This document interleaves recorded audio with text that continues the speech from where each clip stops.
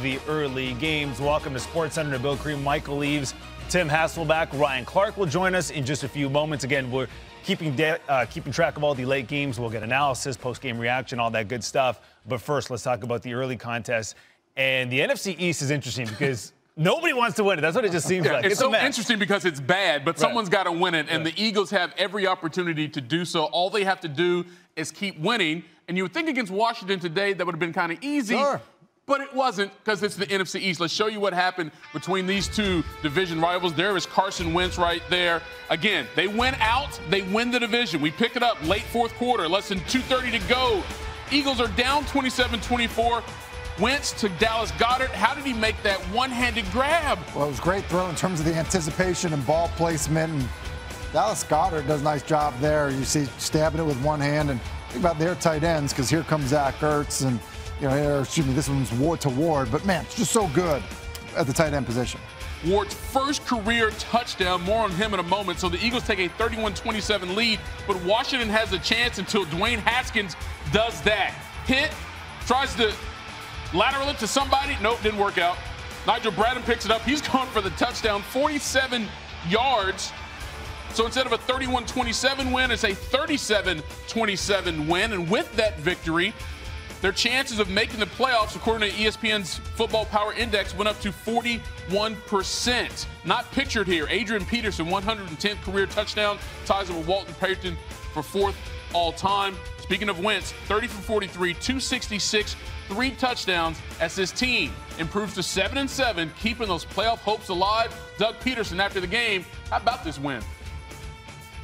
Where we were just a couple weeks ago, we understood as a team. We kind of dug ourselves, into a hole, and we knew what was in front of us. Every week was a playoff type game. Dealt ourselves this situation, so I don't think it's going to take much motivation, this week. Our guys are excited to get through this game and this win. It's difficult to win in this league, and especially in our division. Pass Deshaun Jackson for yards from scrimmage and LaShawn McCoy for rushing record. What does that mean to you? It's a blessing, man. This stuff don't feel real, but I don't want to make this about me. It's great to be mentioned by those guys, be in the same conversation as those guys. But I was focused on getting this W, man. We know what we got in stake with us. We know what's in front of us, and I was just trying to get the W today. All right, so again, for the second straight week, the Eagles avoid a disastrous loss with a fourth quarter comeback. Now, if the Cowboys lose to the Rams, they're leading right now, by the way, but if they lose, Philly will have a chance to clinch the NFC East at home next Sunday. A Cowboys win over the Rams would give Dallas the chance to win the division next week. All right, Sal Paolantonio joins us now here on SportsCenter. And Sal, clearly a huge win for the Eagles based on how it finished, but also part of the bigger plan. They know if they win out, they win this division. So with that being said, what was the mood in that locker room? Well, back-to-back walk-off wins on Monday night in Philly against the Giants and then here against the Washington Redskins. That's not much of a plan, but it certainly is working in the right direction. And I asked Carson Wentz and Doug Peterson after the game what it means, all the ups and downs this year, all the challenges, to be in a position to go home to South Philly, take on the Cowboys with the division title on the line. Listen to this. Yeah, it's exciting. Shoot, the last couple weeks, it's backs against the wall, and that doesn't change. That doesn't change, and we got Dallas coming in, and we know what that means to this city each week, regardless of the circumstances, but we also know the circumstances and what's riding on it as well. So we'll be ready, and we'll be excited. Where we were just a couple weeks ago, we understood as a team. We kind of dug ourselves, into a hole. And we knew what was in front of us. Every week was a playoff type game. It was a must-win game, and it's just the way our schedule is right now. Obviously, we're finishing with the last two, and now the two in front division games. But it's something that it's what we dealt. We dealt ourselves this situation. So. I don't think it's going to take much motivation, this week. Our guys are excited to get through this game and this win. It's difficult to win in this league, and especially in our division.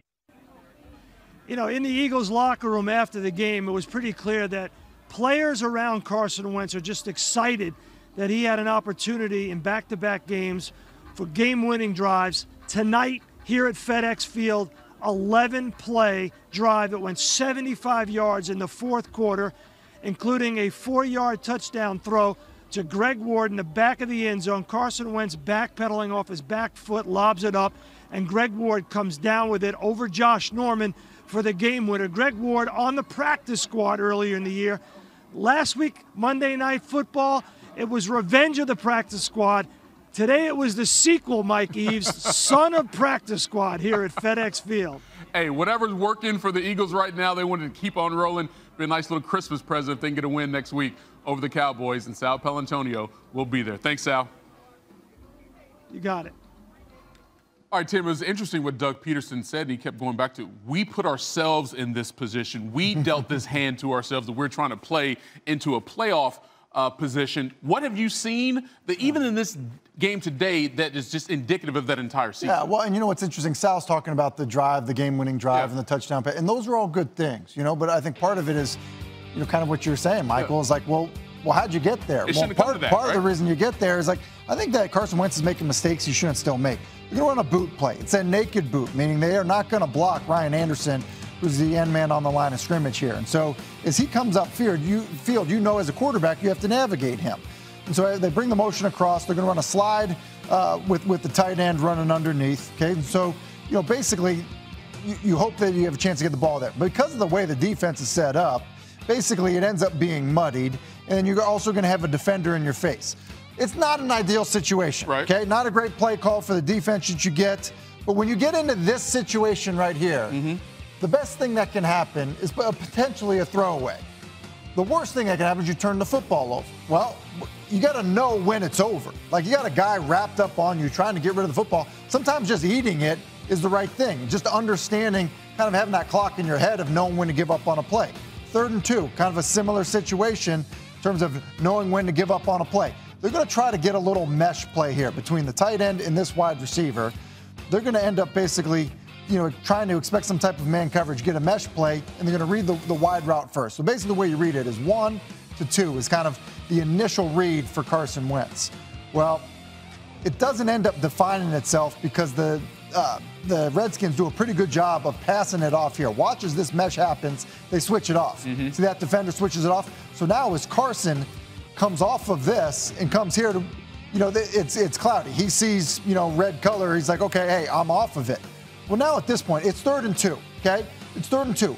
Attack the line of scrimmage as a passer. Attack the line of scrimmage. Maybe draw this defender close to you. Have the opportunity to ditch the ball off or just run with it. Instead, he just basically sits here and patting the football. And when that happens, again, it's Ryan Anderson. He's just going to retrace his steps. Don't see it. Ball comes out from behind, and it's a turnover. Those are mistakes that I feel like you see, you know, really young players make, you know, whereas you're climbing inside the pocket, you're not realizing that the pursuit is going to retrace their steps. And so I think there are elements that, you know, we say here like, hey, who wants to win the NFC East? You know, look, these guys scored 37 points if you count the defensive score. And so you think, okay, well, maybe they're going in with momentum. It just doesn't feel like it when you see mistakes like that. Certainly not inspiring confidence. For now, Philly leading the NFC East, but like you mentioned, Dallas up on LA right now. We'll get you caught up on that in just a moment. But first, let's talk about the AFC South because it's real interesting. This might have been the most intriguing game of the day.